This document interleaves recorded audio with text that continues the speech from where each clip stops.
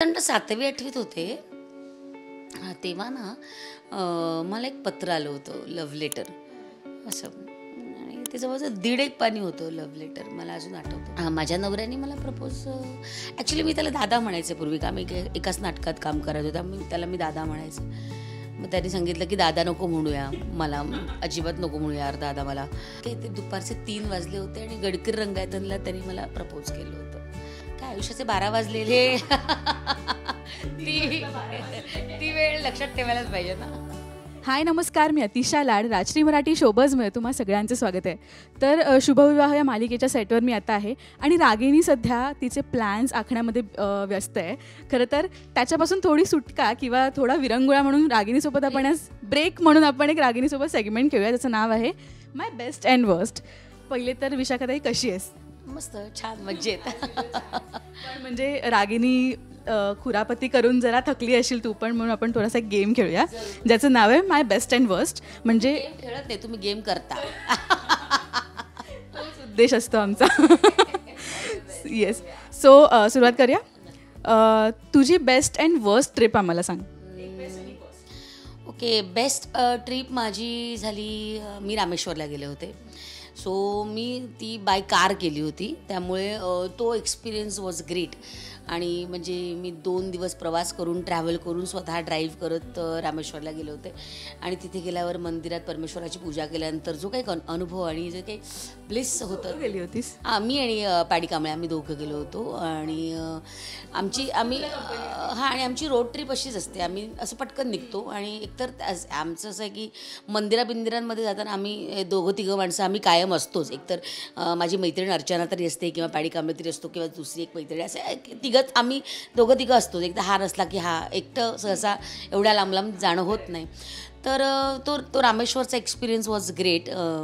2 दिवस होतो आम्ही प्रवास करत. आम्ही थांबलो नाही, एक रात्रभर ड्राईव्ह केलं एकदा. आणि पहाटे असं 4:30च्या सुमारास आम्ही रामेश्वरमध्ये पोचलो. आणि माझं असं झालं होतं की 3-3:30ला माझं असं डोळा मिटायला लागला होता, तेव्हा पॅडीने गाडी घेतली होती. आणि नंतर जेव्हा 4:30-5च्या सुमारास आम्ही जेव्हा रामेश्वरमध्ये पोचलो, तेव्हा असा रस्ता होता की जवळजवळ असं तांबडं फुटतंय म्हणतो. आणि तो ज्या त्याने विशाखा बघा ते बघा सुभेदार, तुम्ही झोपलाय, उठा, ते बघा सूर्य नारायण उगवलेत. आणि बघितलं तो जो सूर्य होता ना, तो या रस्त्यावरनं मला असं समोर उठल्या क्षणी दिसलं ते तांबडं फुटलेलं. That was a bliss. म्हणजे अरे काय, म्हणजे चित्र एखादं पेंटिंग बघावं ना आपण, तसं ते डोळ्यासमोर होतं. तर ते मी विसरू शकत नाही. तो पंबन ब्रिजवरनं खाली आल्यानंतर जो सूर्यवरती दिसतो ना, तो इतका कमाल दिसतो. एकतर मला सूर्य, चंद्र आणि समुद्र ह्या 3 गोष्टी प्रचंड आवडतात. त्याच्यामुळे तिकडे जाताना ट्रिपने उठ्ठाक्षणी डोळ्यासमोर सूर्य असणं, हे दिस इज फॅन्टॅस्टिक. त्यामुळे ती एक बेस्ट ट्रिप होती. वर्स्ट अशी म्हणशील तर त्याला ट्रिप कशाला पाहिजे, त्याला रोजचा प्रवासच आहे. कारण मी राहते अंबरनाथला की आता मुलुंड ते मडचाच पट्टा रोजचा 1 तासाभराचा असतो. तो जवळजवळ कधीतरी 1.5 तास, 2.5 तास जातो. तर हा एक प्रवास आहेच. आणि माझा फसलेला प्रवास असा ना, असं झालेलं नाही किंवा वर्स्ट की आपण टुरिंगला निघालो की वर्स्ट असं काहीच होत नाही. पण आत्ता मी BMMवरनं म्हणजे अमेरिकेवरनं परत येत होते, तेव्हा माझं फ्लाईट मिस झालं. That was worst.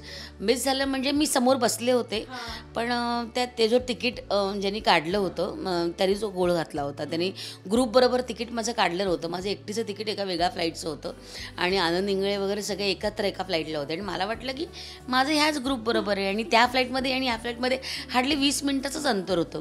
त्यामुळे आमचं चेक इन सगळं एकत्र झालं. आणि ती बाई जेव्हा पासपोर्ट म्हणजे आम्ही जेव्हा तिकीट घेतलं, बोर्डिंग पास, तेव्हा ती म्हणते की तुमचं सामान वेगळं ठेवायचं का. मी म्हटलं कशाला, एकत्रच ठेवा ना, कशाला वेगळं ठेवायचं आहे. तर तरीसुद्धा मला तो घोळ अजिबात कळणार नाही. माझं फ्लाईट माझ्या तोंडावर उडून गेलं. आणि मी ज्या फ्लाईटचं माझं नव्हतं, जे इतरांचं होतं, ते आपलं फ्लाईट तिकडे 54 गेट नंबर. तर मी म्हटलं नाही अरे इथे नंबर लावला आहे, हा काय माझ्या फ्लाईटचा नंबर, असं मी त्यांना दाखवते. तोपर्यंत ते नंबर गेला होता. आणि नाहीतरी फ्लाईट बदल होतात बघ, पटकन गेट नंबर बदलतात. तर मला म्हणला की आनंद की तिथे गेट नंबर बदलला आहे, तिकडे चल. आणि तिकडे गेल्यावर ते फ्लाईट नंबर आणि माझ्या तिकीटावरचा फ्लाईट नंबर वेगळा होता, कारण हे माझं फ्लाईट गेलं ना इकडचं, ते माझं फ्लाईट नव्हतंच.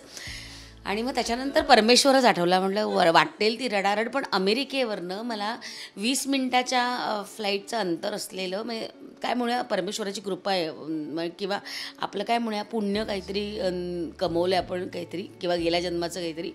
तर त्याच्यामुळे मला त्याच फ्लाईटला नशिबानं माझी सोय झाली. अन्यथा गोव्यावरनं पण लगेच फ्लाईट मिस झाली आणि दुसरं 20 मिनटात फ्लाईट मिळत नाही कधी. तर मी अमेरिकेवरनं तशी 20 मिनटावर आलेली फ्लाईट चेंज करून.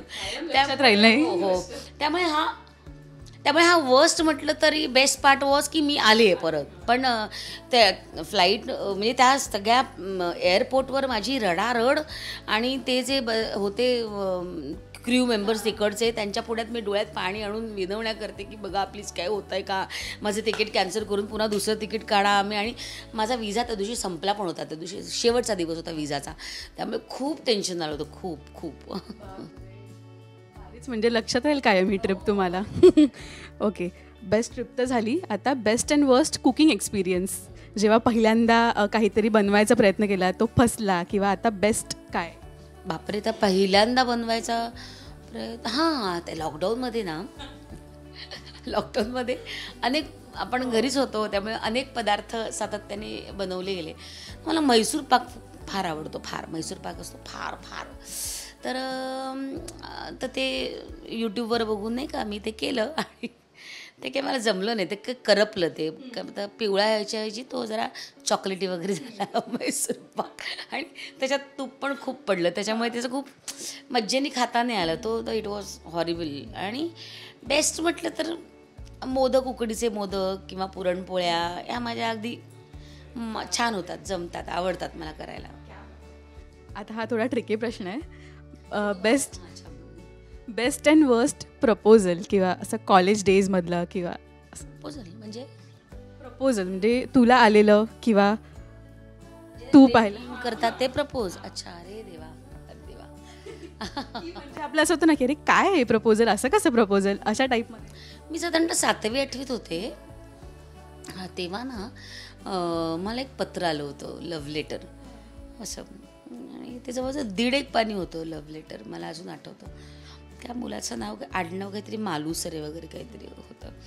तर ते मला आलेलं प्रपोज होतं, पण मला त्यात काही फार इंटरेस्ट झाला नाही, वाटला नाही. तर ते मी नुसतं वाचलं आणि ओके, आणि ते देऊन टाकलं परत त्याला हात. कारण त्यावेळेस काय तेवढं काय, आणि घाबरायला फार व्हायचं ना की काय झालं. माझं लव्ह मॅरेजच, पण म्हणजे कसं प्रपोज केलं होतं सरांनी? माझ्या नवऱ्याने मला प्रपोज, ॲक्च्युली मी त्याला दादा म्हणायचे पूर्वी, का मी एकाच नाटकात काम करत होता, त्याला मी दादा म्हणायचं. मग त्यांनी सांगितलं की दादा नको म्हणूया मला, अजिबात नको म्हणूया यार दादा मला. तर मग मी त्याला म्हटलं का नको म्हणून दादा तुला, म्हणजे नाही मला नाही आवडत तू दादा म्हटलेलं. आणि मग एके दिवशी त्यांनी मला प्रपोज केलं. त्यावेळेस मला वाटतं इट वॉज डिसेंबरचा महिना, आणि काहीतरी दुपारचे 3 वाजले होते, आणि गडकिरी रंगायतनला त्यांनी मला प्रपोज केलं होतं. सगळं लक्षात येत आहे. हो, 3 वाजता काय आयुष्याचे 12 वाजलेले. ती वेळ लक्षात ठेवायलाच पाहिजे ना. बरं, बेस्ट अँड वर्स्ट असा एक पब्लिकमधला तुझा एक्सपिरियन्स, की चाहते काही वेळा खूप ॲग्रेसिव्हली आपल्या समोर येतात, आणि काही खूप छान एक्सपिरियन्सेस असतात, ते काय? खूप आहेत. आता नाटकाच्या निमित्ताने सुद्धा आम्हाला अनेक चाहते भेटत असतात, की सिरियलमध्ये काम बघितल्यानंतर किंवा टी व्हीवर आपल्याला बघतात तेव्हा पण, परफॉर्मन्सच्या वेळेस पण येऊन भेटतात. खूप अनेक एक्सपिरियन्स आहेत म्हणजे. पण बेस्ट एक्सपिरियन्स असा असतो साधारणतः की काही चाहते येऊन सांगतात की तुमचं त्या नाटकातलं काम मला खूप आवडलं होतं, तुमचा तो मस्त चालले आमचा सिनेमा आहे ना, तो त्यातले तुमची ती अण्णा महाराज, ते तुमचं ते तुम्ही साधारणतः 91 वेळा अण्णा महाराज फिल्ममध्ये म्हटलं आहे, हे असं मोजून सांगणं, किंवा नाटकातल्या भूमिकेबद्दल बोलणं, किंवा शांतेचं कार्टा आम्ही तुमचं बघितलं होतं त्या नाटकाबद्दल. म्हणजे जेव्हा भूमिका, त्यांची नावं, त्यातले बारकावे असे येऊन जेव्हा सांगतात मंडळी, तर ते फार कमाल वाटतं. तर आमच्या नाटकाच्या निमित्ताने एक असंच प्रेक्षक येऊन भेटला, आणि त्यांनी हल्ली काय झालं, सेल्फी काढण्यात आणि फोटो काढण्यातच लोक सरसावलेले असतात. त्यामुळे 2 शब्द बोलणं राहून जातं, त्या फोटोमध्येच वेळ जातो.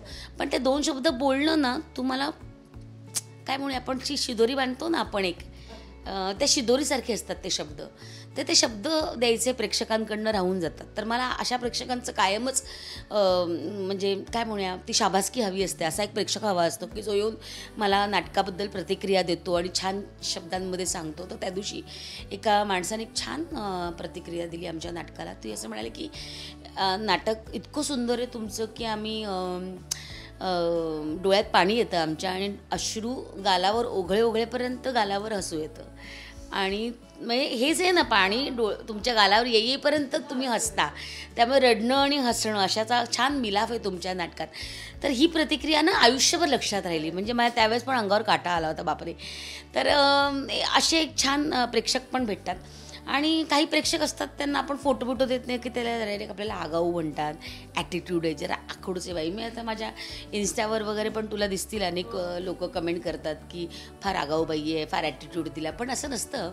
काय असतं, आपण नाटकानंतर किंवा कुठे बाहेर असतो किंवा आपण आपल्या विवंचनेत असतो किंवा काही टेन्शन असतं किंवा थकलेलोच असतो आपण, मग त्या दरम्यान नेमका फोटो दिला जात नाही.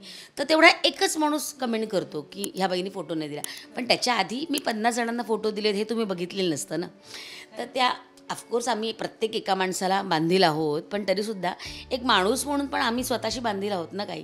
तर हे थोडंसं प्रेक्षकांनी समजून घेतलं पाहिजे की नाही त्या बाईचा मूड नसेल, त्या पुरुषाचा मूड नाही, तो आत्ता धावपळीत आहे. म्हणजे मला अजून आठवतं की आमचा एक प्रयोग संपल्यानंतर आम्हाला दुसऱ्या प्रयोगाला गाठायचं होतं. एका प्रयोगातून दुसऱ्या प्रयोग संपल्यात हार्डली 1-1.25 तासाचं अंतर असतं. मग त्याच्यात पण त्यांना फोटो काढायचे असतात. मग त्यावेळेस मी सांगितलं नाही, द्या त्याला काय होतं 2 मिनटं द्या. अरे थांब, मग जायचं आहे, प्रयोग आहे पुढचा. पण ते समजत नाही बऱ्याचदा. काही सुद्धा त्यांना फोटोच हवे असतात. मग त्यापेक्षा तुम्ही काही 2 शब्द बोललात ना गाडीपर्यंत, तरीसुद्धा खूप मन काय म्हणूया लक्षात राहील तुमची भेट. असं खूप प्रेक्षक वेगवेगळे भेटत असतात. एकदा तर मी नाटक संपलं होतं माझं आणि साडी आपले कॉस्ट्यूम बदलले होते. तर ती बाई आली आणि ती मला, काय साडी कशाला बदलली, आम्हाला साडीत फोटो काढायचा होता ना. अहो म्हटलं आता कॉस्ट्यूम नको का बदलू, अशा पद्धतीने ती रिॲक्ट झाली. पण मग असं वाटलं की तिला किती मी जवळची वाटते की काय गं साडी कशाला बदलली, असं वाटलं मला मारलं. मग दोन्ही वाटलं. पण गंमत असते प्रेक्षकांची, वेगवेगळे प्रेक्षक भेटत असतात.